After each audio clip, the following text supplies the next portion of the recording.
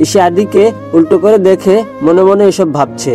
তখন পিছন থেকে দুজন অফিসার বলে উঠলেন। একজন বললেন, ম্যাম আপনি কি ওনাকে চিনেন? পুলিশ অফিসারের কথা হয়তো ঈশির কান অব্দি পৌঁছয়নি, সে নিজের ভাবনায় ব্যস্ত। আরেকজন বলল, ম্যাম শুনতে পাচ্ছেন? এতক্ষণে দেন ফিরলো ঈশির।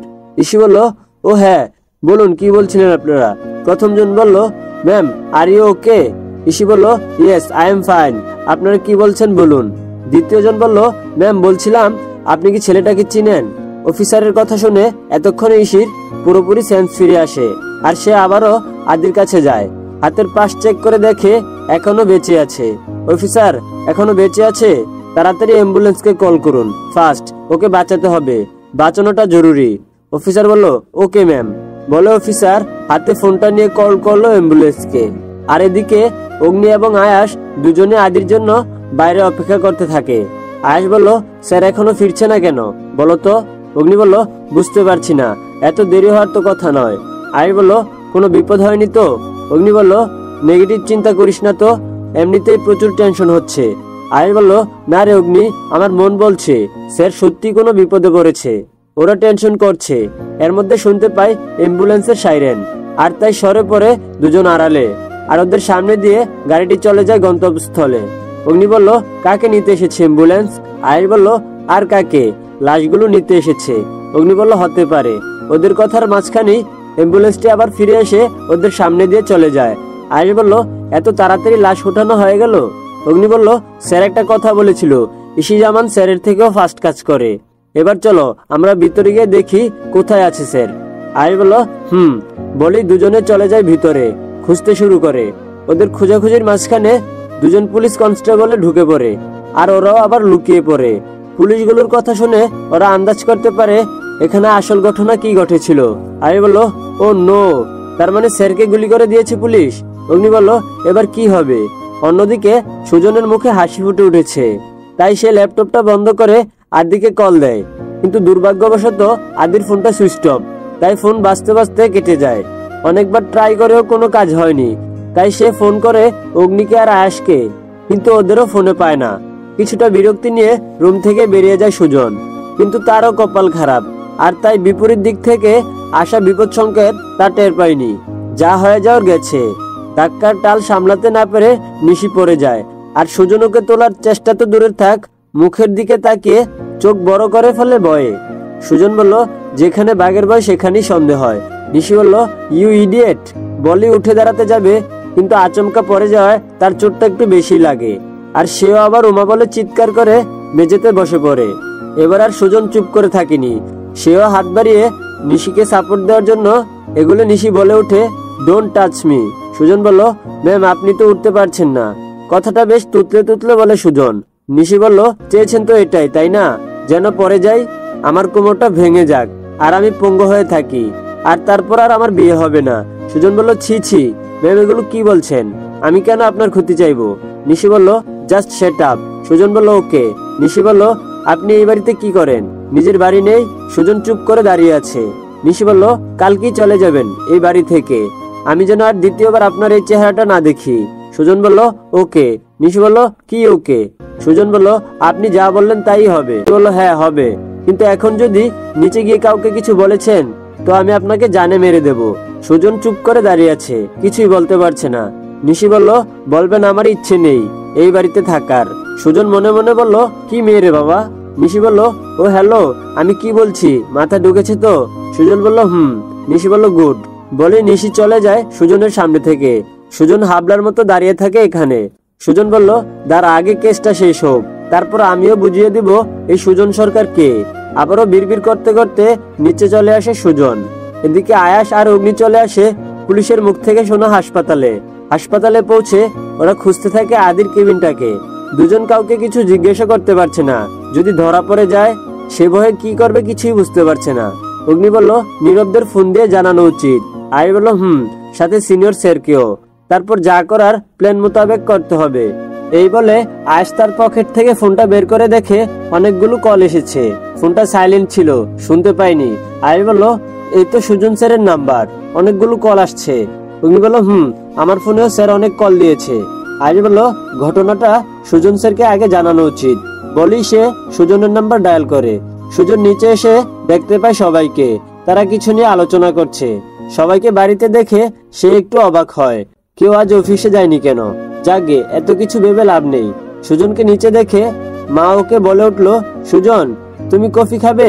সুজন বলল, আন্টি, দিলে তো ভালোই হয়। মা বলল, বসো, আমি দিচ্ছি। সুজন সোফায় বসতে যাবে, এমন সময় ফোনটা বেজে ওঠে। সুজন বলল, হ্যালো। আয়াস বলল, হ্যালো স্যার, আমি আয়াস। ফোনটা আসায় সুজন কিছুটা সাইডে চলে যায়। সুজন বলল, বলো, কি খবর? তোমাদের তখন থেকে আমি ট্রাই করছি। আয়াস বলল, স্যার খবর ভালো নয়। আয়াস পুরো ঘটনাটা খুলে বলল। আয়াস পুরো ঘটনা খুলে বলে সুজনের কাছে। কথাগুলো শুনে সুজন স্তব্ধ হয়ে যায়। সুজন বলল, কি বলছো তুমি? মাথা ঠিক আছে তো? সুজনের চেঁচামেচি শুনে বাড়ির সবাই অবাক হয়ে যায়, আর সবাই জিজ্ঞেস দৃষ্টিতে তাকিয়ে থাকে ওর দিকে, যার কোনো খেয়ালই ওর নেই। সুজন বলল, তোমরা থাকো, আমি এক্ষুনি আসছি। বলেই ফোনটা কেটে সুজন দৌড়ে নিজের রুমে চলে যায়। আর বাকিরা অবাক হয়ে ওর যাওয়ার দিকে তাকিয়ে আছে। কেউ ঘটনার আগাগোড়া কিছুই বুঝতে পারছে না। রুমে গিয়ে বাইকের চাবি আর হেলমেট নিয়ে বিদ্যুতের গতিতে বেরিয়ে আসে সুজন। ও বেরোবে, এরম সময় বাবা পথ আটকে দাঁড়ায়। বাবা বলল, দাঁড়াও, কি হয়েছে? তুমি পাগলের মতো ছুটছো কেন? সুজন বলল, আঙ্কেল, রাজকে কেউ গুলি মেরে দিয়েছে। বাবা বলল, কি? বাড়িতে সবাই অবাক হয়ে যায় কথাটা শুনে। ভাইয়া বলল, বলছো কি তুমি এসব? সুজন বলল, ভাইয়া। রোহান বলল, কোথায় আছে এখন উনি? সুজন বলল, সিটি হাসপাতালে। ভাইয়া বলল, দাঁড়াও, আমিও যাব তোমার সাথে। রোহান বলল, আমিও যাব। একে একে বাড়ির সবাই বলে ওঠে সবাই যাবে। সুজন বলল, আপনারা সবাই আস্তে আস্তে চলে আসুন সিটি হাসপাতালে, আমি গেলাম। কথাটা বলে সুজন আর এক মুহূর্ত দেরি করলো না। সে বাইক নিয়ে পৌঁছে যায় হাসপাতালের সামনে। এসে দেখে অগ্নিরা 4 জন ওখানে দাঁড়িয়ে আছে। সুজনকে ঢুকতে দেখে ওরা এগিয়ে আসে। অগ্নি বলল, স্যার এসেছেন? সুজন বলল, কোথায় আদি? রাতুল বলল, স্যার 3rd ফ্লোরে আছে। নীরব বলল, স্যার আমরা এখনো সামনাসামনি যাইনি, কেউ সন্দেহ করেনি আমাদের। সুজন বলল, গুড, তোমরা চলো আমার সাথে। বলে ওরা 5 জন লিফট দিয়ে 3rd ফ্লোরে চলে আসে। সুজন বলল, সবাই একসাথে থাকলে সমস্যা হতে পারে, এখানে পুলিশ ছাড়াও আর কেউ থাকতে পারে, তোমরা আলাদা ভাগ হয়ে যাও। এমন ভাব করো প্রত্যেকের আলাদা আলাদা পেশেন্ট আছে। ওরা বলল, ওকে স্যার। বলে ওরা 4 জন ছড়িয়ে যায় আলাদা ভাবে। আর সুজন দৌড়ে চলে যায় আদির কেবিনের সামনে। সুজন কেবিনের সামনে এসে দেখে ইসি 2 জন লোকের সাথে কথা বলছে। কেবিনের সামনেই মনে হয় পুলিশের লোক। সুজন বলল, রাজ কেমন আছো? ইসি কথাটা শুনে ঘুরে দাঁড়ায় সুজনের মুখোমুখি। ইসিকে পুলিশের চোখে দেখে সুজন কিছুটা অবাকের অভিনয় করে। সুজন বলল, ম্যাম আপনি? ইসি বলল, ও এসে গেছেন বন্ধুকে বাঁচাতে। সুজন বলল, আগে রাজ কেমন আছে ম্যাম? ইসি বলল, সেটা ডক্টর বলতে পারে, তবে যদি বেঁচে যায় আইনের হাত থেকে বাঁচতে পারবে না সে। সুজন বলে, মানে? এবার ইসির কথাটা শুনে সুজন কিছুটা অবাক হয়, কারণ সে ভাবতে পারেনি যে ইসি আদিকে সন্দেহ করে। ইসি বলল, মানেটা পরেই জানতে পারবেন। সুজন বলল, সুজন সরকার আমার নাম। ইসি বলল, তবে বন্ধুর সাথে আপনার কীর্তিও হ্রাস হবে মিস্টার সরকার। সুজন বলল, এ তো দেখি মাথামোটা অফিসার। ওদের কথার মাঝখানেই বাড়ির সবাই হাসপাতালে এসে পৌঁছায়। কেবিনের নাম্বার জেনে নিয়ে তাড়াতাড়ি পৌঁছায় সেখানে। সবাইকে আসতে দেখে সুজন বলে ওঠে, আপনারা এসে গেছেন। সুজনের মুখ অনুসরণ করে ইসি পিছন ফিরে তাকায়। সে এতক্ষণ উল্টো দিকে মুখ ফিরেছিল। বাবা বলল, রাজ কোথায়? এইটুকু বলেই ইসিকে দেখে থমকে যায়। শুধু বাবা নয়, বাড়ির সবাই রীতিমতো শক খেয়ে যায় ইসিকে পুলিশের ইউনিফর্মে দেখে। নিশি বলল, আপু তুমি এখানে? মা বলল, ইসি তুই এখানে? আঙ্কেল বলল, তুই পুলিশের পোশাক পরেই বা বসে আছিস কেন? একে একে সবাই প্রশ্ন করেই চলছে। ইসি কিছু একটা বলার জন্য মুখ খুলবে, তার আগে একজন পুলিশ এসে ইতির হাতে একটা ফাইল ধরিয়ে দেয়। ম্যাম এই নিন দেখুন, রাজদীপ নামে কোনো রেকর্ড আমাদের কাছে নেই। ইসি বলল, ছদ্মনাম ব্যবহার করছে সে। নাম আর ইসির কথা শুনে সবাই আবারও অবাক হয়ে তাকিয়ে আছে। ইসি কি বলছিস এসব? খালামণির কথা শুনে সেই পুলিশ অফিসারটি সবার দিকে অবাক হয়ে তাকায়। পুলিশটি বলল, আপনারা কারা? বাবা বলল, আমরা ওর বাড়ির লোক। পুলিশ বলল, ও আচ্ছা, উনি তো আমাদের আইপিএস অফিসার ইসি জামান। আবারও সবাই আরেক ধাক্কা শক খায়। ভাইয়া বলল, উনি সব কি বলছে ইসি? ইসি বলল, যা বলছে ঠিক বলছে। মা বলল, তার মানে তুই পুলিশ অফিসে কাজ করিস? ইসি বলল, বাবা বলল, এটা আমাদের থেকে লুকিয়ে কেন রাখলি? ইসি বলল, বলার আগেই পুলিশের লোকটি বলা শুরু করে তাদের টিম ওয়ার্ক সম্পর্কে আর ইসির কাজ সম্পর্কে। আঙ্কেল বলল, সবই বুঝলাম, কিন্তু তোরা রাজের পিছনে কেন লেগেছি? আঙ্কেল কথাটা শেষ করার আগেই একজন ডক্টর এসে উপস্থিত হন। সাথে সাথে এগিয়ে আসলো ইসি। ইসি বলল, ডক্টর, পেশেন্টের কি অবস্থা? ডক্টর বলল, বড্ড দেরি করে ফেলেছেন আপনারা।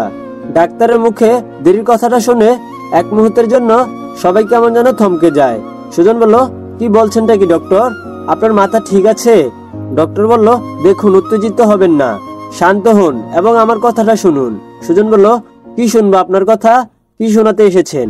ইসি বলল, ডক্টর আপনি বলুন, কি বলবেন? ডক্টর বলল, দেখুন মিস ঈশিতা জামান, আপনারা আসতে একটু বেশি দেরি করে ফেলেছেন। এইটুকু কথা শেষ করে ডাক্তার আর কথা বলতে পারেনি। এর আগেই রাতুল এগিয়ে এসে ডাক্তারের কলার চেপে ধরে। রাতুল বলল, এই ডক্টর, কি বলছেন? ইয়ার কি করছেন আমাদের সাথে? রাতুলের এমন আচরণ দেখে সবাই হতবাক হয়ে যায়।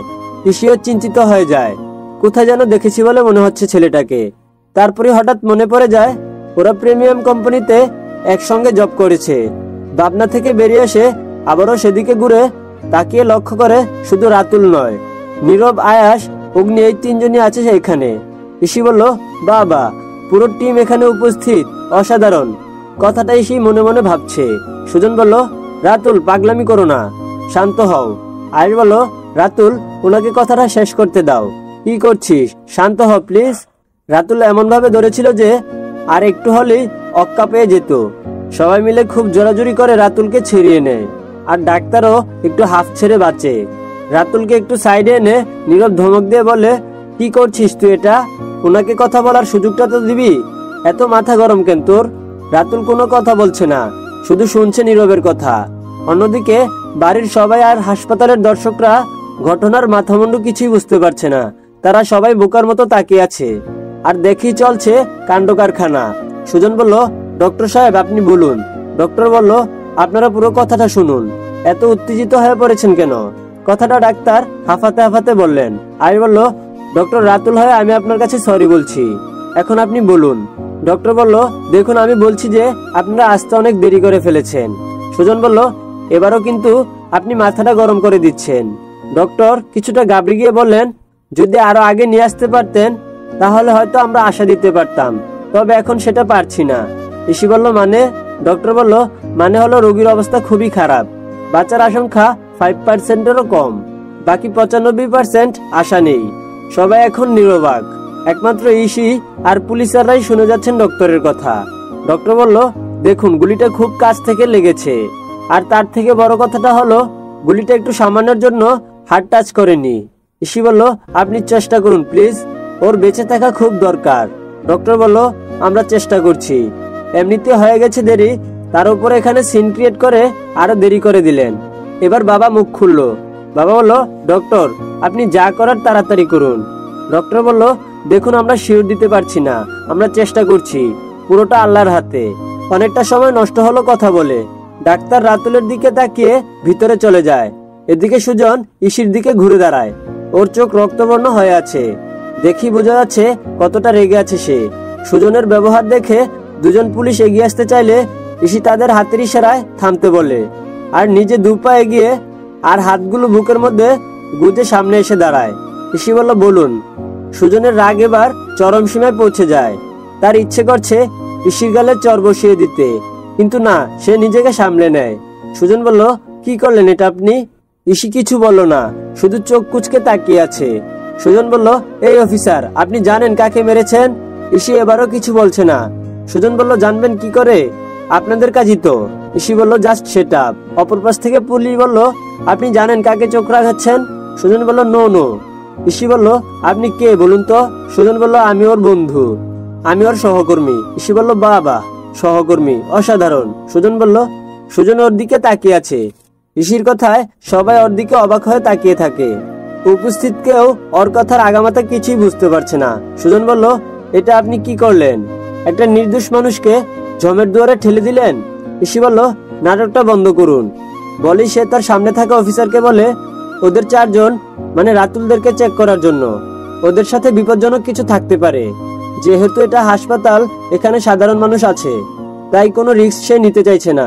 সুজন বলল, হোয়াট? আপনি কি সত্যি পুলিশ অফিসার? আপনি জানেন আপনি যাকে গুলি করেছেন সে কে? এবার ইসির রাগ মাথায় চড়ে যায়, আর সে রেগে গিয়ে বলে, ইউর ফ্রেন্ড ইজ ক্রিমিনাল। ওর কথায় বাড়ির সবাই আরেক দফা শক খায়। ইসি আবারও বলতে শুরু করে, সবাই জানতে চান না ছেলেটাকে, সে একজন অপরাধী, রাজনৈতিক কাজ করে বেড়ায়। এবার সুজন সহ 4 জন নিস্তব্ধ হয়ে যায়। ওরা ভেবেছিল যে ইসি হয়তো আদিকে সন্দেহ করে, কিন্তু এত দেখি শিওর হয়ে বলছে। বাবা বলল, তুই এসব কি বলছিস? ইসি বলল, হ্যাঁ বাবাই। মা বলল, তোর কোথাও ভুল হচ্ছে। ইসি বলল, আমাদের কোনো ভুল হচ্ছে না, তোমরা বাড়ি ফিরে যাও। ভাইয়া বলল, ইসি তোর কোথাও ভুল হচ্ছে, ছেলেটাকে দেখে এমন মনে হয় না কিন্তু। ইসি বলল, ভাইয়া বাহির থেকে দেখে মানুষের আসল রূপ চেনা যায় না। ভাইয়া বলল, তবুও। ইসি বলল, আমরা একটা সিক্রেট মিশনে আছি। তারপর ইসি সবাইকে কিছু ঘটনা হালকা বুঝিয়ে বলে, যেটা সবাই মনোযোগ দিয়ে শুনে। নিশি বলল, এত বড় খারাপ লোক আমাদের সাথে এতদিন বাস করেছে, আর আমরা কিছু বুঝতেও পারিনি। নিশির কথা শুনে এবার বেশ রাগান্বিত হয়ে তাকায় ওর দিকে সুজন। যা দেখে নিশি ঘাবড়ে যায়, কারণ সে বুঝে গেছে আজ সকালে যেই ছেলেটাকে বাড়ি থেকে বেরিয়ে যাওয়ার জন্য বলেছিল, সে কোনো সাধারণ ছেলে নয়, মস্ত বড় গুন্ডা। এটা ভেবেই ওর হাত পা কাঁপতে শুরু করে। খালামণি বলে, যাক বাবা, কোনো ক্ষতি করার আগেই ধরা পড়ে গেছে, এটাই অনেক। মা বলল, আমরা মানুষ চিনতে এতটা ভুল করলাম। ভাইয়া বলল, মানুষ চিনাটা বড় দায়।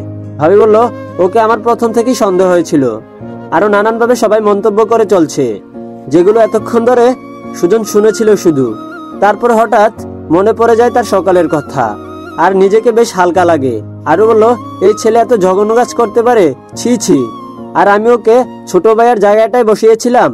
সবার বাজে মন্তব্যগুলো চরম পর্যায়ে পৌঁছে যায়। যা শুনে এবার সুজনের মাথায় আগুন ধরে যায়। সে আর চুপ থাকতে পারে না। সুজন বলল, স্টপ। সুজন বলল, চুপ করুন সবাই। কি জানেন আপনারা সত্যিটা? কতটুকু জানেন? কাকে অপরাধী বলছেন? জানেন সে কে?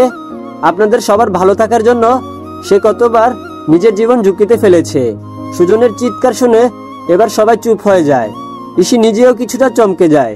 রাতুল বলল, স্যার আপনি চুপ করুন। সুজন বলল, সব বললে এখন কোনো ভয় নেই। সুজন কারো জবাবের অপেক্ষা না রেখে আবারও বলতে শুরু করে। সুজন বলল, you IPS officer of police, আপনি জানেন আপনি কাকে কি বলছেন? আপনি এখানে যে উদ্দেশ্যে আছেন, আমরাও সেম। ইসি এবার বুঝতে পারছে না সে কি বলবে। সবকিছু ফাঁস হওয়ার পর সুজনের মুখে এরকম কথা শুনে সে নিজেও অবাক হয়ে তাকিয়ে আছে। সুজন বলল, তা কি করে জানেন? আমি বলছি। সুজন তখন ইসির সামনে থেকে এসে সবার মাঝখানে দাঁড়ায়। শুনুন তাহলে, এই রুমে শুয়ে থাকা ছেলেটা অন্য কেউ নয়, সে একজন সিনিয়র আর্মি অফিসার। সবাই কথাগুলো শুনে থুতুমুতু খেয়ে যায়। সুজন আবার বলে, তার নাম রাজদীপ নয়। ভাইয়া বলল, তাহলে কি? সুজন বলল, Adib Al Ihsan, senior officer of Bangladesh army. নামটা শোনার সাথে সাথে ইসির হাতে থাকা একটা পানির গ্লাস নিচে পড়ে ভেঙে যায়। শব্দ শুনে সবাই ইসির দিকে তাকায়। সুজন বলল, অবাক লাগছে তো মিস ইশিতা জামান। সুজন আর কিছু বলতে পারে না। তার আগেই লক্ষ্য করে ইসির চোখ বেয়ে গড়গড় করে পানি পড়ছে, আর সে দেয়ালের সাথে পিঠ ঠেকিয়ে নিচে বসে পড়ে। যার জন্য সে এত বছর অপেক্ষা করেছে আর আজও অপেক্ষা করছিল, তা কি নিজের হাতে গুলি করলো? সে বিদেশে চায়নি, জোর করে নিয়ে গেছে তার বাবা মা। 5 বছরের মাথায় সে ফিরে এসে রেখে যাওয়া আদিকে পায় না। সে নিজের পরিবার আর আদির পরিবারকে দায়ী মনে করে নিজেও তাদের থেকে দূরে সরিয়ে নিয়েছে। সে আদিকে আজ নিজের হাতেই মেরে দিয়েছে। এসব ভাবতে ভাবতে ইসি পাথরের মতো হয়ে যায়। তার এখন ইচ্ছে করছে নিজের মাথায় গুলি করতে। ইসিকে নিচে বসে পড়তে দেখে 2 জন অফিসার এগিয়ে আসে। সুজন তাদের ইশারায় থামতে বলে। অবাক হয়ে তাকিয়ে থাকে ইসির দিকে। ইসির কোনো হুঁশ নেই, কিছুই বলতে পারছে না। সুজন তাই উঠে দাঁড়ালো। ইসির এমন কাণ্ড দেখে সে আবারও অবাক হয়ে যায়। শুধু সুজন নয়, রাতুল, আয়াস, অগ্নি, নীরব আর পুলিশরাও অবাক হয়ে যায়। কিন্তু অবাক হয় না বাড়ির কেউ। সুজনের মুখ থেকে নামটা শোনার পর সবাই যেন আকাশ থেকে পড়ে। মা বলল, আমার আদি ফিরে এসেছে। বাবা বলল, ছেলেটা আমাদের সাথে থেকেও আমাদের থেকে নিজেকে আড়াল করে রেখেছে। ভাইয়া বলল, অভিমান, পুরোটাই আমার ভাইয়ের অভিমান। সবার রিয়াকশন আর কথাবার্তা শুনে দেখে সুজন কি বলছিল তাই ভুলে গেছে। সুজন বলল, কি ব্যাপার বলো তো রাতুল, ওরা কি বলছে সব? রাতুল বলল, আমি তো কিছুই বুঝতে পারছি না। ছেলে ভাই মানে কি এসবের? ওদের 5 জনের মধ্যে একজনও এই বিষয়ে কিছু জানে না। আদি কোনোদিন পরিবার নিয়ে কিছুই বলেনি ওদের। আঙ্কেল বলল, আচ্ছা তোমরা আদিকে কবে থেকে চিনো? মানে আমি বলতে চাচ্ছি যে আদির পরিবার সম্পর্কে তোমাদের কিছুই জানা হয়নি। সুজন বলল, আদি কোনোদিন বলেননি আপনাদের কথা। তবে হ্যাঁ, একজনের কথা আদি সবসময় বলতো। এতটুকু বলার সাথে সাথে ভেতর থেকে একজন নার্স বেরিয়ে আসে। সবাই নার্সকে ঘিরে ধরে। বাবা বলল, আমার ছেলে কেমন আছে? নার্স বলল, দেখুন, কন্ডিশন ভালো না, ইমার্জেন্সি ও পজিটিভ রক্তের প্রয়োজন। আমাদের এখানে এই গ্রুপের রক্ত এখন নেই, তাই আপনারা যত তাড়াতাড়ি সম্ভব ম্যানেজ করুন। রোহান বলল, আমি দেব রক্ত। রোহানের কথা শুনে সবাই অবাক হয়ে তাকায়। রোহান বলল, আমার রক্তের গ্রুপ ও পজিটিভ। নার্স বলল, চলুন আমার সাথে। মা বলল, একবার বলুন না আমার ছেলেটা কেমন আছে। নার্স বলল, বললাম তো অবস্থা বেশি ভালো না, আপনারা আল্লাহকে ডাকুন। বলে সে রোহানকে সাথে নিয়ে চলে যায়। ভাইয়া বলল, আচ্ছা সুজন, আমার ভাই কার কাছে থেকে মানুষ হয়েছে বলতে পারবে? সুজন বলল, আমি শিওর বলতে পারছি না। বাবা বলল, কোথায় ছিল আমাদের আদি? কে এত ভালো মানুষ তৈরি করলো আমার আদিকে? আমাদের অবহেলা করা ছেলেটাকে? পিছন থেকে কেউ একজন বলে ওঠে, আদি কোথায় ছিল আমি বলছি। আর সবাই পিছন ফিরে অবাক হয়ে যায়। বাবা বলল, তুই? সে বলল, আমি। ভাইয়া বলল, আপনি জানতেন আদি কোথায় ছিল এতদিন? সে বলল, জানতাম। মা বলল, তাহলে এতদিন কেন বলেনি সত্যিটা মিজান ভাই? উনি হলেন আদির বাবার বন্ধু মিজান সাহেব, যিনি আদিকে এই বাড়িতে থাকার ব্যবস্থা করে দিয়েছেন। মিজান সাহেব বলেন, বলিনি তার কারণ আদি বাবা নিজেই বারণ করেছে। ভাইয়া বলল, কিন্তু কেন আঙ্কেল? মিজান সাহেব বলল, সেটা আদি নিজেই ভালো করে জানে। বাবা বলল, তুই কবে থেকে আদিকে চিনিস? মিজান সাহেব বলল, 2 বছর আগে আমি যখন চট্টগ্রামে গিয়েছিলাম তখন আমার আদির সাথে পরিচয় হয়। সুজন বলল, ইয়েস, ইউ আর রাইট, আমরা আগে চট্টগ্রামে ছিলাম। কিছুদিন আগেই পোস্টিং দিয়ে আদিকে ঢাকা পাঠানো হয়, আর আমাকে পাঠানো হয় পরে। বাবা বলল, আদি চট্টগ্রাম ছিল? মিজান সাহেব বলল, ভাইয়া বলল, কিন্তু আঙ্কেল, ও কি করে পৌঁছালো সেখানে?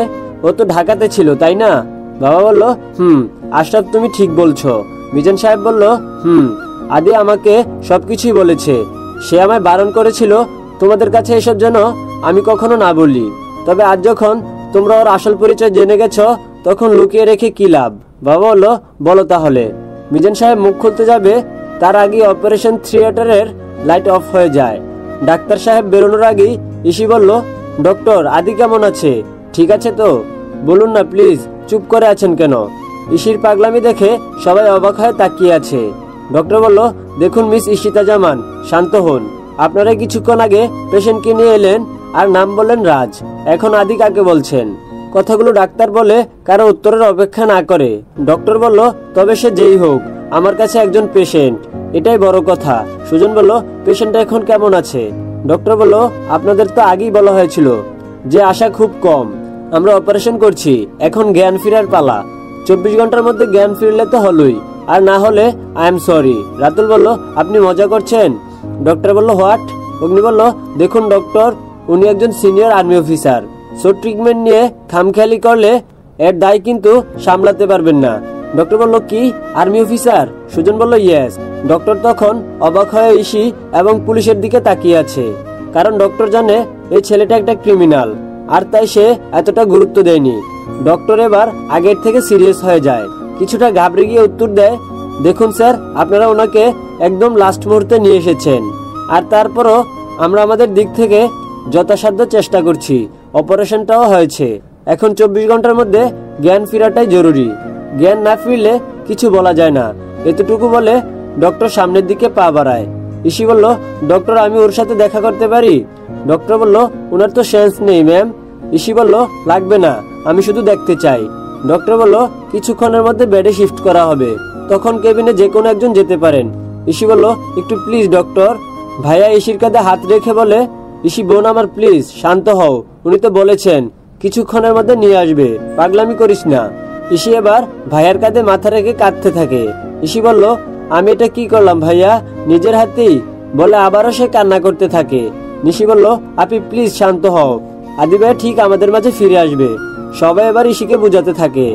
এখানে উপস্থিত পুলিশ এবং আর্মি যারা এই ব্যাপারে কিছুই জানে না, সবাই বাহিরে অপেক্ষা করতে থাকে। কিছুক্ষণ পর আদিকে অপারেশন থিয়েটার থেকে বের করে বেডে নিয়ে যাওয়া হয়, আর ডক্টর নিজে চলে যায় ভিতরে। কিছুক্ষণ পর তিনি বেরিয়ে এসে বলে, বেডে আনা হয়েছে, আপনারা একজন চাইলে ভিতরে যেতে পারেন, তবে হ্যাঁ, কোনো শব্দ করা যাবে না, আর কান্নাও করা যাবে না। বাবা বলল, ইসি তুই ভিতরে যা, আমরা পরে যাব। আদি শুয়ে আছে বেডে, আর তার পাশে বসে আছে ইসি।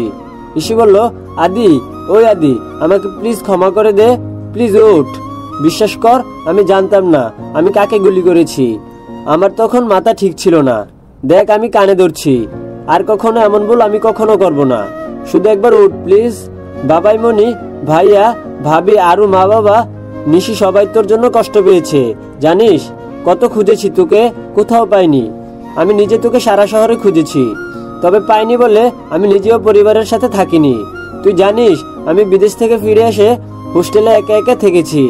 আজও আমি নিজের পরিবারের সাথে থাকি না, শুধু তোর জন্য। আর তুই ফিরে এসেও সবার সামনে থেকেও নিজেকে আড়াল করে রাখলি। কি করে পারলি বল এটা? একটুও বুঝি কষ্ট হয়নি তোর?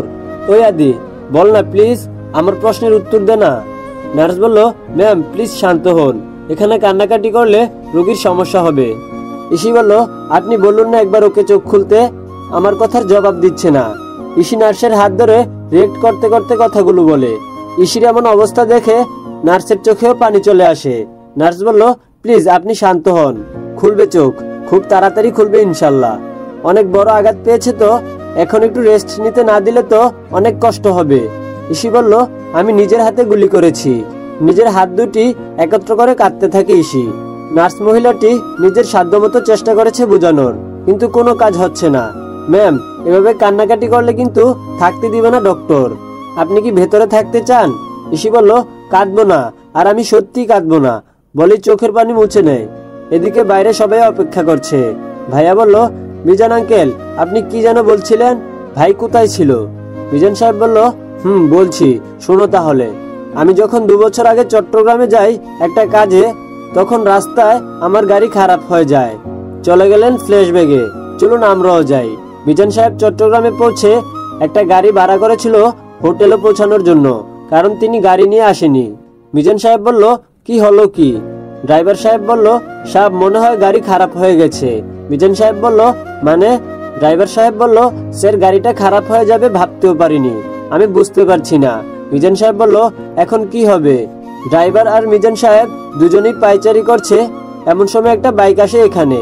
আদি বলল, কি ব্যাপার, আপনাদের কোনো সমস্যা? মিজান সাহেব বলল, তারপর তিনি আদিকে সবটা খুলে বলে।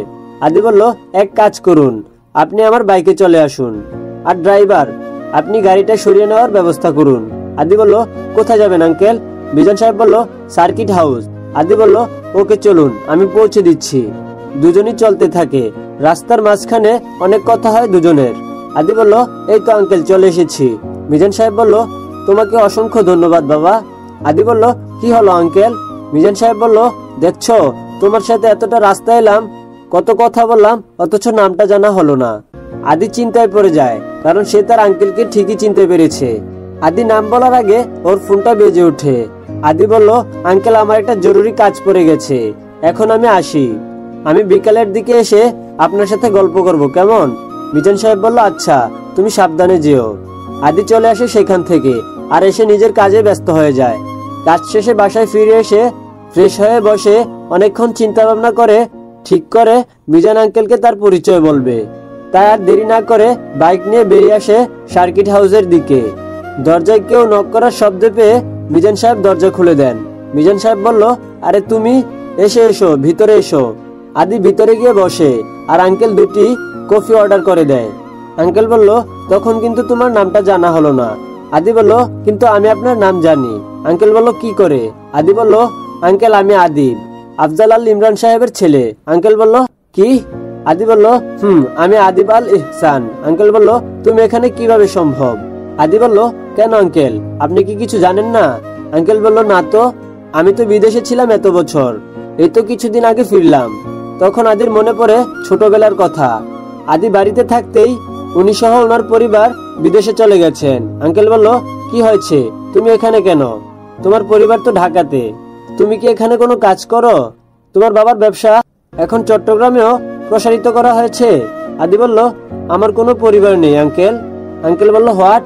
আদি বলল, তারপর খুলে বলে সে সব ঘটনা। সবকিছু শোনার পর আঙ্কেল বলল, আফজাল এমনটা কি করে করলো? আদি নিশ্চুপ। আঙ্কেল বলল, আমি ভাবতে পারছি না। আদি বলল, আঙ্কেল প্লিজ, আপনি কাউকে আমার কথা বলবেন না। আঙ্কেল বলল, কেন? আদি বলল, আমি চাই না, একাই থাকতে চাই। আঙ্কেল বলল, আচ্ছা ঠিক আছে, সেটা দেখা যাবে। এখন বলো তুমি কি করো? আদি বলল, আপনাকে পরিচয় দিয়ে দিয়েছি, আর বাকিটা বলতে এখন আর কোনো দ্বিধা নেই। আদি বলল, আমি একজন আর্মি অফিসার। আঙ্কেল বলল, সত্যি?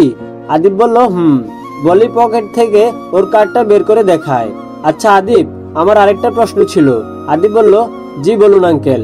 আঙ্কেল বলল, তুমি তো বাড়িতে থেকে সেই ছোটবেলা রাগ করে বেরিয়ে এসেছো। আদিব বলল, তাহলে তুমি এত বড় একজন আর্মি অফিসার হলে কি করে? এটা আমার জানতে ইচ্ছে করছে। আদিব বলল, বলছি আঙ্কেল, চলুন আরেকটা ফ্ল্যাশব্যাকে যাওয়া যাক। দিনটা আজ থেকে 16 বছর আগে যখন আদি বাসা থেকে বেরিয়ে গিয়েছিল। আদি তখন হাঁটতে হাঁটতে অনেক দূর চলে আসে। এতটা পথ সে কান্না করতে করতে এসেছে। রাস্তায় অনেক মানুষ তাকে দেখেছে। অনেকে তার কাছে এসে জিজ্ঞেস করেছে তার কি সমস্যা, কিন্তু আদি ওদের কিছুই বলে না। ওর ছোটবেলা থেকেই নিজের ভিতরে একটা চাপা রাগ আছে, যেটা সবসময় হয় না, কিন্তু আজ হচ্ছে, আর ভীষণভাবে হচ্ছে। তাই কোনো খেয়াল ছিল না। হাঁটতে হাঁটতে কখন বড় রাস্তা চলে এসেছে সে জানে না। আদি বলল, কোথায় চলে এলাম আমি? বাসায় ফিরবো কি করে? চিন্তায় পড়ে যায় সে। তখনই আবার নিজের মনকে শক্ত করে নেয় সে। আদি বলল, ফিরবো না আর আমি বাড়িতে। বাবা আমায় খুব মেরেছে, মাও কিছু বলেনি। ভাইয়া নিজে দোষ করে আমায় মার খাওয়ালো। মার খাওয়াটা ঠিক আছে, কিন্তু আমাকে একবার আমার বোনের কাছে কেন যেতে দিল না? ঠিক আছে, আমিও যাব না আর কোনোদিন ওদের কাছে। ভাইয়া আজ থেকে আর কারো উপর নিজের দোষ চাপাবে না। এখন থেকে দেখা যাবে আরো আর কখনো ব্যথা পায় কিনা। আদি তো আর থাকবেই না। সত্যিটা হলো, আদি সবসময় তার বোনকে আগলে রেখেছে। নিজে এত ছোট হয়েও সে বড়দের মতো বোনকে আগলে রেখেছে। বাবা মা দুজনেই নিজেদের কাজে ব্যস্ত, আর ভাইয়ার কথা তো বলে লাভ নেই। আজকের ঘটনা আদির ছোট্ট মনে অনেক বড় আঘাত করে। মন খারাপ করে আদি আবারও চলতে থাকে। বড় রাস্তার ধারে হাঁটতে হাঁটতে সে দেখতে পায় একটা বাস এসেছে, আর সেটাই সবাই ওঠার জন্য হুমড়ি খেয়ে পড়ছে। আরো বাস আছে, তবে এটাই কেন সবাই উঠছে? আদি উকিঝুঁকি মারছে, তবে বুঝতে পারছে না। কৌতূহল জাগে তার মনে, কিন্তু আসল ঘটনা সে বুঝতে পারছে না। আর তাই ওর ইচ্ছে জাগে এখানে ঢুকে দেখবে। নিজের মন খারাপের কথা ভুলে আদি ছুটে যায় বাসটার কাছে। সবার পায়ের তলা দিয়ে কিছুটা ফাঁক করে ঢুকে পড়ে। ঢুকে সে দেখতে পায় এখানে কি সব অদ্ভুত লোকজন কি যেন করছে। আসলে বাসটা ছিল সার্কাসের লোকদের, আর বাসটা এখানে থামায় লোকজন মজা দেখার জন্য ভিড় জমায়। আদিও সেগুলো মনোযোগ দিয়ে দেখতে থাকে, কারণ সে কোনোদিন এসব দেখেনি। খুব ভালোই লাগছে তার এসব দেখতে। হঠাৎ বাসটা চলতে আরম্ভ করলো, কিন্তু আদির সেখানে খেয়াল নেই। সে আপন মনে তাদের খেলা দেখে চলছে। বাসের লোকগুলো নিজেদের কাজ নিয়ে ব্যস্ত থাকায় তারাও আদিকে খেয়াল করছে না। বেশ কিছুক্ষণ দেখার পর এখানে গন্ডগোল শুরু হয়ে যায়। বাসে থাকা লোকগুলো পালানোর চেষ্টা করতে থাকে। এসব দেখে আদি অনেক অবাক হয়ে যায়। কয়েকজন লোক এখানে চলে আসে আর আটক বাসের মধ্যে থাকা লোকজনকে, কারণ ওরা ছিল ক্রিমিনাল, সার্কাসের আড়ালে খারাপ কাজ করে বেড়ায়। সবাইকে ধরে নিয়ে যাওয়া হয়, কিন্তু বাসের মধ্যে একটা বাচ্চা ছেলেকে দেখে একজন অফিসার থমকে যায়। সে এগিয়ে আসে বাচ্চাটার দিকে। বেশ কিছুক্ষণ আরো চোখ তাকিয়ে দেখতে থাকে। ছেলেটাকে দেখে মনে হয় সে কোনো বড়লোক ঘরের সন্তান, কিন্তু এখানে কি করছে বুঝতে পারছে না। তাই অফিসার বাকি সবাইকে বাইরে বের করে নিজে আদির কাছে গিয়ে দাঁড়ায়। আদি ওনাকে দেখে হা করে তাকিয়ে আছে, কারণ লোকটা দেখতে বেশ লম্বা আর খুব সুন্দর। আদির মনে হয় টিভিতে দেখা কোনো কার্টুনের হিরোর মতো। আদি হা করে তাকিয়ে আছে। বাচ্চাটাকে এভাবে তাকিয়ে থাকতে দেখে অফিসার নিজেও অবাক হন। তিনি আরো একটু কাছে গিয়ে ওর দুটি হাত ধরে নিচে বসে পড়েন। অফিসার বললেন, নাম কি তোমার? আদিব বলল, আমার নাম আদিব। অফিসার বলল, বাহ, খুব সুন্দর নাম। আচ্ছা তোমার বাবার নাম কি? বাবার কথা বলায় আদির মুখটা মালি হয়ে যায়। অফিসার আদিকে আরো অনেক কিছু বলে, কিন্তু সে তার জবাব দেয় না। অফিসার বলল, আচ্ছা তোমার বাড়ি কোথায় এটা তো বলো। কার সাথে এখানে এসেছো? আদি বলল, আমার বাড়ি নেই। অফিসার বলল, মানে? এরকম সুন্দর আর পরপটি একটা ছোট্টর মুখে এমন কথা শুনে চমকে যায় বাদল সাহেব। আদি বলল, আমার বাড়ি নেই। বাদল সাহেব বলল, তুমি এখানে এলে কি করে? আদি বলল, হাঁটতে হাঁটতে। বাদল বলল, আচ্ছা তা তো বুঝলাম, কোথা থেকে এসেছো? আদি আর কোনো কথা বলে না। ওকে চুপ থাকতে দেখে কিছুটা অস্থিকর নিঃশ্বাস ফেলে চুপ করে থাকেন। স্যার ফিরবেন না? পিছন থেকে কারো কণ্ঠ শুনে বাদল পিছনে ফিরে তাকায়। বাদল বলল, হ্যাঁ। সে বলল, আচ্ছা স্যার, এই বাচ্চাটাকে? বাদল বলল, জানি না। তারপর বাদল ঘটনাটা খুলে বলে সাথে থাকা লোকটিকে। সে বলল, তাহলে স্যার ওকে কি করবেন? বাদল বলল, চিন্তার বিষয়, এখানে তো একা ফেলে যাওয়া ঠিক হবে না। আচ্ছা আমি দেখছি, দাঁড়াও। বলে বাদল আবারও আদির কাছে গিয়ে হাঁটু গেড়ে বসে পড়ে। বাদল বলল, আচ্ছা আদিব, তুমি এখন কোথায় যাবে বলো তো? আদিব বলল, কোথাও না, এখানেই থাকবো। বাদল ওর কথা শুনে চমকে গিয়ে সহকর্মীদের দিকে তাকায়। সহকারী বলল, স্যার ও মনে হয় বাসা থেকে রাগ করে বেরিয়ে এসেছে। বাদল বলল, কি বলছো কি? এইটুকু ছেলে রাগ করে বাসা থেকে বেরিয়ে এলো কি করে? সহকারী বলল, হতেও পারে স্যার। বাদল বলল, আচ্ছা তুমি যাও, আমি দেখছি। কথাটা বলার পর সেই লোকটা চলে যায়। বাদল আবারও আদির সামনে গিয়ে বসে। বাদল বলল, আচ্ছা আদিব। আদিব বলল, বলুন।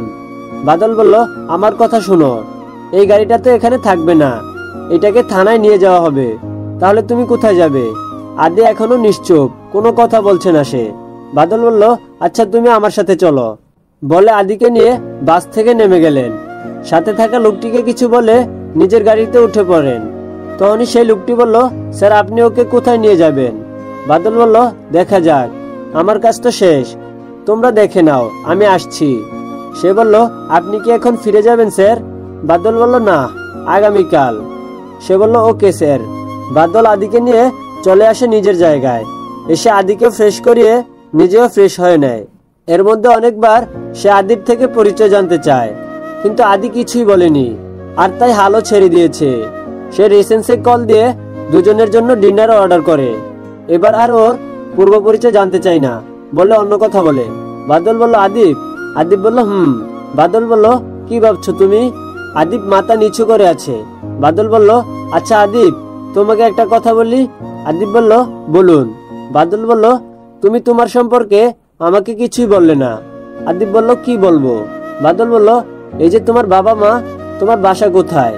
আদিব বলল, আমার কেউ নেই। এতটুকু একটা বাচ্চার মুখে বারবার একই কথা শুনছে। এসব কথা শুনে বাদল কিছুটা চিন্তায় পড়ে যায়। সে আর কিছু না ভেবে বলে, আচ্ছা আমরা কি বন্ধু হতে পারি? আদিব কিছুই বলছে না। বাদল বলল, কি হতে পারি না? আদিব বলল, তুমি অনেক বড়, কি করে বন্ধু হবে? বন্ধু তো সমান সমান হয়।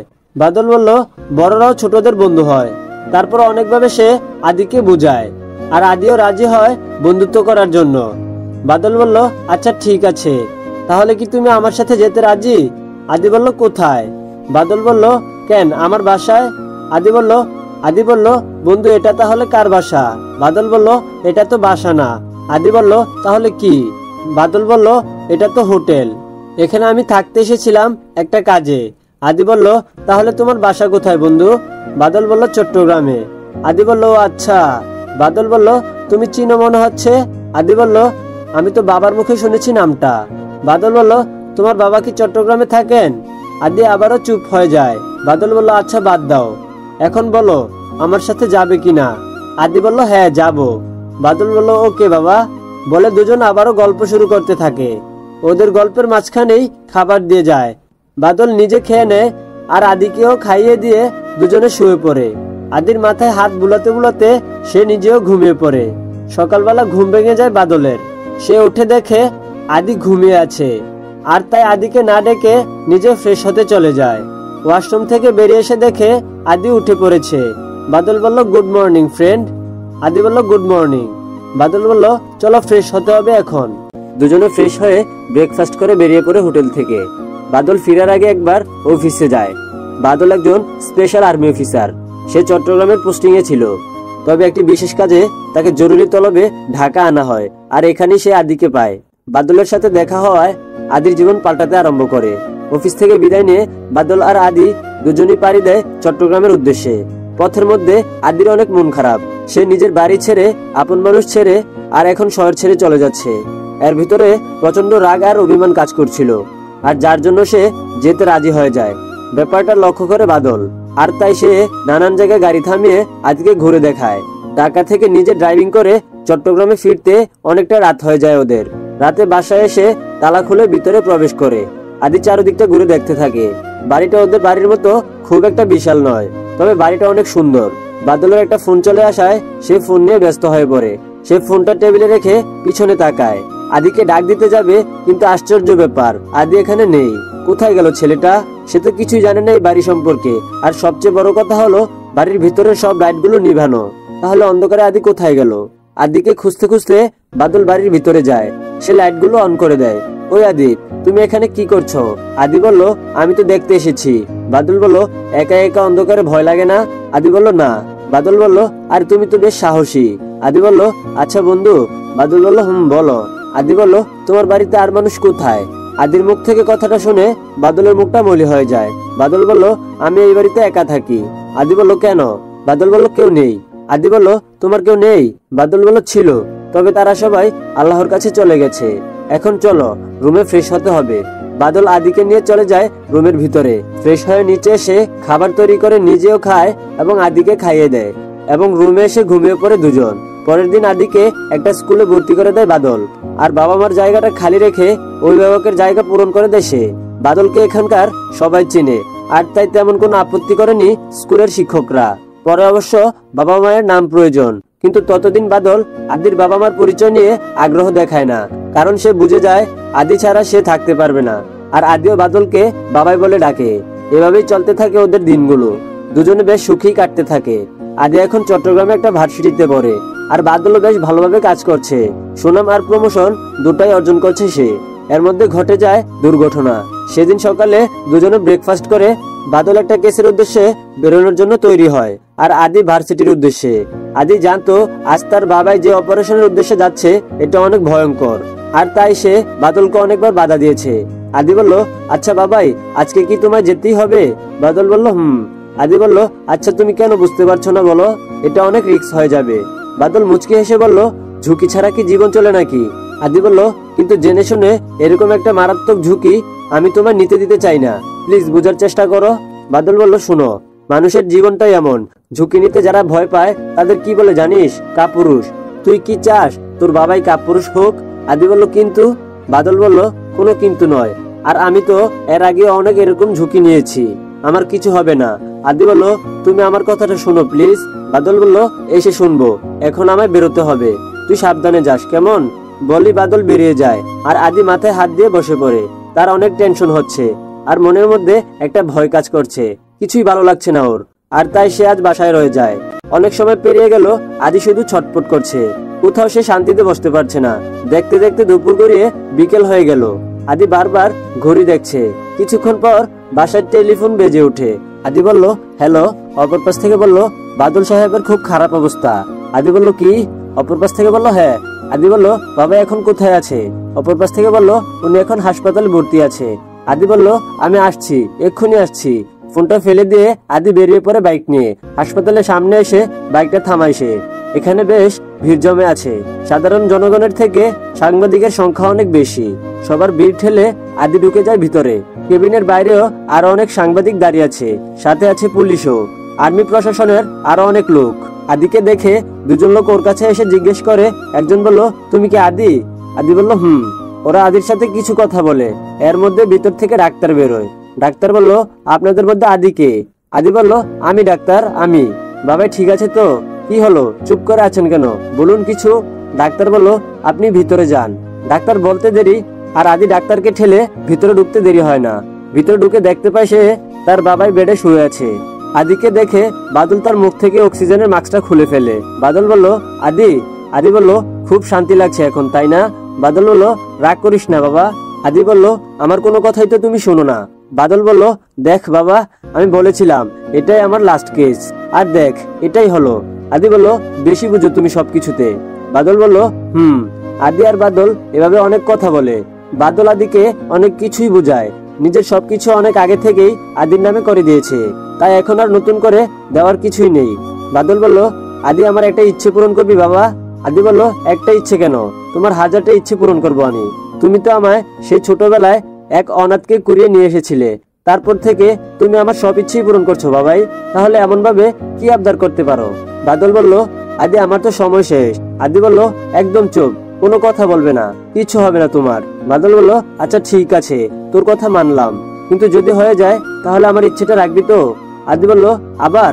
বাদল বলল, বল না বাবা। আদি বলল, ঠিক আছে বলো। বাদল বলল, তুই জানিস না আমি যেই পথটায় আছি সেটাই করবি। আদি বলল, তোমার পথ তো তোমারই হবে। বাদল বলল, না। আদি বলল, না মানে তাহলে কার? বাদল বলল, আমার বাবাই। আদি বলল, তাহলে তো হয়েই গেল। বাদল বলল, তবে একটা কথা আছে যেটা তোকে কোনোদিন বলিনি। আদি বলল, কি কথা বলো।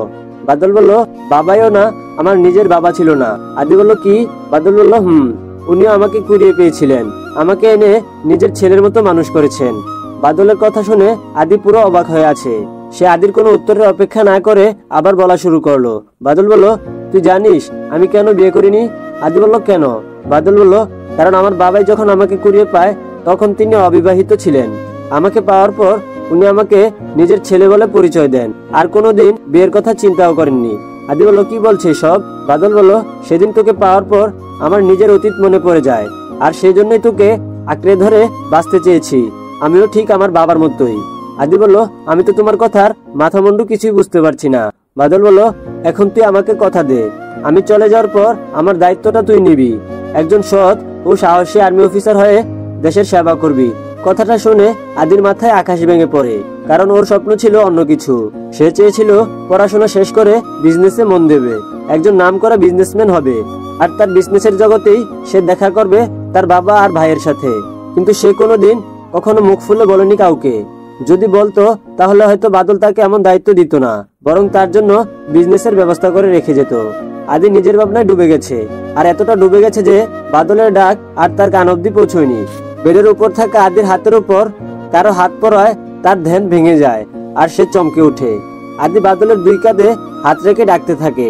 আদি বলল, বাবাই, ও বাবাই। কিন্তু এতক্ষণে তার বাবাই তাকে ছেড়ে চলে গেছে। ঘটনাটা আদি বুঝতে পেরে জোরে চিৎকার করতে থাকে, বাবাই বাবাই বলে। আদির চিৎকার শুনে বাহির থেকে ভিতরে ছুটে আসে ডাক্তার সাহেব। ডাক্তার বলল, দেখি সবাই সরে যান। আদি বলল, ডাক্তার বাবাইকে ডেকে দিন, উঠতে বলুন প্লিজ। ডাক্তার হাতটা ধরে বলল, হি ইজ নো মোর। আদি বলল, না। আদি এবার পাথর হয়ে যায়। বাদলকে হাসপাতাল থেকে রিলিজ করানোর পর তার সমাপ্তির কাজ শেষ করে সবাই ফিরে যায় যার যার কাজে। দুজন অফিসার আসে আদির কাছে। তারা জানে আদি কে আর দুজনের কি সম্পর্ক। দুজনে আদিকে সান্ত্বনা দেয়, কিন্তু আদি তাদের সান্ত্বনার উদ্দেশ্য করে বলে ওঠে। আদি বলল, স্যার আমি বাবাইয়ের জায়গাটা নিতে চাই।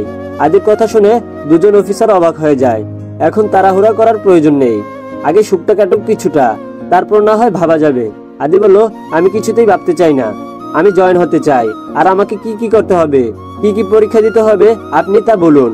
অফিসার বলল, তোমাকে তেমন কিছু করতে হবে না, বাদল সাহেব সব ব্যবস্থা করে রেখেছে। আদি বলল, কি? অফিসার বলল, তবে তোমাকে ট্রেনিং করতে হবে, এটা সবাইকে মেনে চলতে হবে। আদি বলল, আমি রাজি। শুরু হয়ে যায় আদির নতুন পথ চলা। নিজের গুপ্ত স্বপ্ন নিজের ভিতরেই কবর দিয়ে দেয় সে।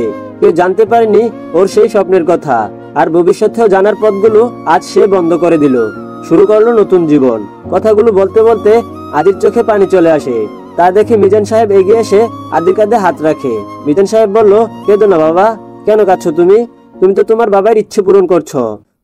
হয়তো সে তোমার মুখ থেকে জীবিত অবস্থায় শুনতে পাইনি, কিন্তু তাতেও কি হয়েছে, তুমি তো তোমার বাবার ইচ্ছে পূরণ করেছো।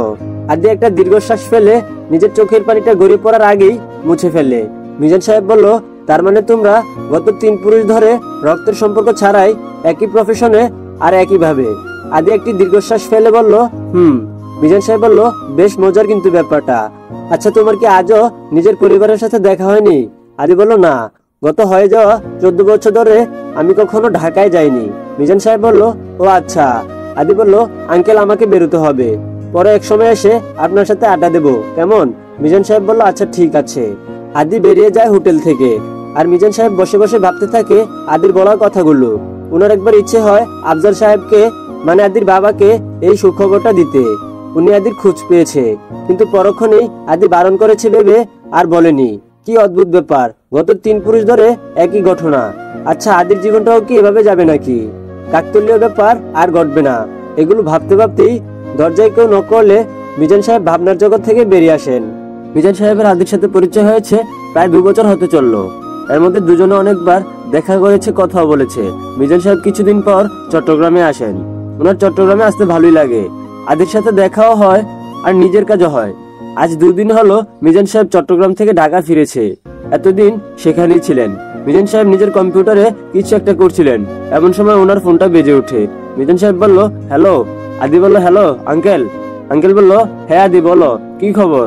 আদি বলল, খবর ভালো, আপনি কেমন আছেন? আঙ্কেল বলল, আমি মোটামুটি ভালো আছি। তা হঠাৎ কি মনে করে? তুমি তো কখনো নিজে থেকে কল দাও না।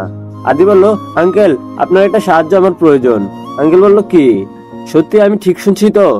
আদি বলল, আঙ্কেল আপনি ঠিকই শুনছেন। আঙ্কেল বলল, তা বলো, তোমার আঙ্কেল তোমাকে কি সাহায্য করতে পারে? আদি বলল, আঙ্কেল আমার একটা বিশেষ কাজে ঢাকা আসতে হবে।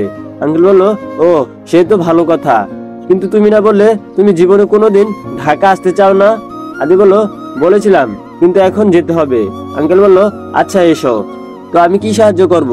আদি বলল, আপনাকে করতে হবে, আমাকে একটা বাড়িতে ভাড়া থাকার ব্যবস্থা করে দিতে হবে। আঙ্কেল বলল, হ্যাঁ কি বলছো তুমি? এটা কোনো সাহায্য হলো? তুমি আমার বাসায়ই থাকবে। মিজান সাহেব কথাটা বলে আদির উত্তরের আশা না করেই বলতে থাকেন। আঙ্কেল বলল, আচ্ছা তুমি তো অফিসের কাজে আছো। আদি বলল, আঙ্কেল বলল, তাহলে বাসা কেন খুঁজছো? আদি বলল, আঙ্কেল আগে আমার পুরো কথাটা শুনুন। আঙ্কেল বলল, বলো। আদি বলল, আঙ্কেল আমি আমাদের বাড়িতে 2 মাসের জন্য ভাড়া নিতে চাই। আঙ্কেল বলল, তোমাদের বাড়িতে? আদি বলল, আঙ্কেল বলল, কেন বলো তো? আদি বলল, আঙ্কেল প্রয়োজন আছে। আঙ্কেল বলল, ও আমায় বলা যাবে না তাই তো? আদি বলল, তেমন বিষয় না। আঙ্কেল বলল, তাহলে? আদি বলল, আসলে আঙ্কেল হয়েছে কি? তারপর আদি পুরো ঘটনাটা খুলে বলে। সে চট্টগ্রামে বসেই খোঁজ নিয়ে জানতে পেরেছে 2 মাস বাদে তার বোনের বিয়ে। আর যেহেতু এখন ঢাকা যেতে বাধ্য, তাই বোনের বিয়েটা মিস করতে চায় না। আর সবচেয়ে বড় কথা হলো সে কাজে যাচ্ছে। সেই কাজটা ওদের বাড়িতে থেকে করলে ওর আসতে যেতে অনেক সুবিধা হবে। সবগুলো কথা শুনে মিজান সাহেব বললেন, এই ব্যাপার? আদি বলল, আঙ্কেল। আঙ্কেল বলল, ডোন্ট ওয়ারি, আমি সব ব্যবস্থা করে দেব। আদি বলল, thank you so much uncle, এখন রাখি, একটু কাজ আছে। আদি ফোনটা কেটে টেবিলে ফোনটা রেখে কিছু কাজ করতে যাবে, অমনি ফোনটা আবারও বেজে ওঠে। আদি বলল, এখন আবার কে ফোন করলো? কথাটা বলে ফোনটা হাতে নিয়ে দেখতে পায় তার সিনিয়র অফিসারের নাম্বার। আদি বলল, হ্যালো স্যার। স্যার বলল, হ্যালো, হাউ আর ইউ? আদি বলল, I am fine sir. Sir বলল, ওকে গুড। আচ্ছা শোনো, তুমি আসছো তো ঢাকায়? আদি বলল, ইয়েস স্যার। স্যার বলল, গুড, এখানে তোমার থাকা খাওয়ার সব ব্যবস্থা করে রাখছি। আদি বলল, স্যার? স্যার বলল, বলো। আদি বলল, আমার জন্য আপনাকে কিছু করতে হবে না। স্যার বলল, মানে? আদি বলল, আমি ব্যবস্থা করে রাখছি স্যার। তারপর আদি তার স্যারকে সবকিছু খুলে বলে। আর তারপর কি হলো তা তো আপনাদের সকলেরই জানা আছে। মিজান সাহেব এতক্ষণ এক নাগারে কথাগুলো বলে গেছেন, আর উপস্থিত সবাই তা মনোযোগ দিয়ে শুনেছেন। ভাইয়া বলল, আচ্ছা আঙ্কেল আপনি কেন এত বড় সত্যিটা লুকালেন? মিজান সাহেব বলল, আশরাফ, আমি বলতে চেয়েছিলাম কিন্তু আদিব বারণ করেছে। ভাইয়া বলল, আদিব বারণ করলো আর আপনিও আমাদের থেকে লুকিয়ে রাখলেন? মা বলল, যা হওয়ার তো হয়ে গেছে, এখন আর রাগ দেখিয়ে কি লাভ? বাবা বলল, তোর মা ঠিকই বলছেন, এখন এসব বাদ দে। মিজান সাহেব বলল, আর সবচেয়ে বড় কথা হলো আদিত্য সিক্রেট মিশনে আছে, আমি কি করে বলি বলো তো? নিশি বলল, ওরে বাবা, এতদিন ধরে এই বাড়িতে থেকে আদি ভাইয়া সিক্রেট মিশন পরিচালনা করছে আর আমরা কিছুই বুঝলাম না। নিশির মুখে হঠাৎ এই কথাটা শুনে সবাই অবাক হয়ে তাকিয়ে আছে। ওর মধ্যে থাকা অনেকেই আবার ওর কথাটা শুনে যুক্তিসঙ্গত মনে করে মাথা দুলায়। নিশি বলল, অবশ্য আমি প্রথম থেকে এখানে ছিলাম না, যদি থাকতাম তাহলে আরো আগেই বুঝে যেতাম। সুজন বলল, বুঝতেন তো, আপনি তো এখনই বুঝে গেছেন। ইয়া বড় বড় গুন্ডা আপনাদের বাড়িতে বসে আছে, কি সুন্দর বুঝেছিলেন আপনি। নিশি কিছু বলতে যাবে তার আগে ওর বাবা ওকে থামিয়ে দেয়। সুজন বলল, আপনারা তো এটাও জানতেন না যে আরো আগে থেকেই আরেকজন আপনাদের বাড়িতে থেকে এই কাজে জড়িত? ভাবি বলল, মানে? সুজন বলল, আমি আপনাদের বাড়ির পুলিশ অফিসারের কথা বলছি। ভাবি বলল, ও। সুজন বলল, আপনাদের মেয়ে একজন পুলিশ অফিসার, আপনারা সেটাও জানেন না, খোঁজও রাখেননি। আপনারা খোঁজটা রাখেন কি বলেন তো? সুজন একাই বকবক করে যাচ্ছে, ওর কথার উত্তর কেউই দিচ্ছে না, সবাই চুপচাপ দাঁড়িয়ে আছে। আসলে কারোর বলার কিছুই নেই, ছেলেটা যা বলেছে সবই ঠিক বলেছে। তাদের কথার মাঝখানেই ডক্টর আদির কেবিনে ঢুকে যায় এবং কিছুক্ষণ পর বেরিয়ে আসে। মা বলল, ডক্টর কি অবস্থা আমার ছেলের? ডাক্তার বলল, দেখুন অবস্থা আগের মতোই, 24 ঘন্টা না হওয়া পর্যন্ত কিছুই বলা যাচ্ছে না, বলে ডাক্তার এখান থেকে চলে গেলেন। সুজন বলল, আপনারা তো এখানে থাকবেন বলেই মনে হয়, তাই না? আদির জ্ঞান ফিরলে আমাদের ইনফর্ম করে জানিয়ে দিবেন। আমরা বেরুলাম, বলে সে বাকিদের ইশারা করে এগোতে বলে, নিজেই আবার পিছনে গেলেন। সুজন বলল, রাতুল? রাতুল বলল, ইয়েস স্যার। সুজন বলল, তুমি বরং হাসপাতালেই থেকে যাও। রাতুল বলল, ওকে স্যার। সুজন বলল, চারদিকে খেয়াল রেখো। রাতুল বলল, ওকে স্যার, ডোন্ট ওয়ারি। আমি আছি, সবটা দেখে নিব। সুজন বলল অল দ্য বেস্ট। বললি বাকি তিনজনকে বেরোতে বলল। হাসপাতালের সবাই ওদের যাওয়ার দিকে কিছুক্ষণ তাকিয়ে রইল। ওরা চারজন হাসপাতালের বাইরে এসে নিজেদের বাইকগুলো বের করে নেয়। অগ্নি বলল, স্যার এখন আমরা কোথায় যাব? সুজন বলল অফিসে। নীরব বলল অফিসে? সুজন বলল আয়েশ বলল, স্যার এখন যদি মিস্টার রৌফ চৌধুরী সবটা জেনে যায় তাহলে কি হবে? আয়েশের কথাগুলো শুনে সবাই ওর দিকে তাকায়। ব্যাপারটা এতক্ষণ ওরা ভেবে দেখেনি। সুজন বাইকে বসে গেছিল। সেই বাইক থেকে নেমে আবারও আয়াসের সামনে এসে দাঁড়ায়। সুজন বলল, তোমার কি মনে হয় আয়াস, আমরা হাসপাতালে ওপেনলি সবার সামনে সবটা বলে দিলাম, আর এই খবরটা মিস্টার রৌফ চৌধুরী এখনো জানার বাকি নেই? সুজনের কথাগুলো শুনে সবাই অবাক হয়ে যায়। অগ্নি বলল, স্যার কি বলছেন? তাহলে তো সমস্যা হয়ে যাবে, তাই না? সুজন বলল, যা হবে দেখা যাবে, এখন সবাই চলো অফিসে। বাকিরা আর কিছু বলেনি। আচ্ছা, আপনাদের কি জানা আছে রৌফ চৌধুরীর কি খবর এখন?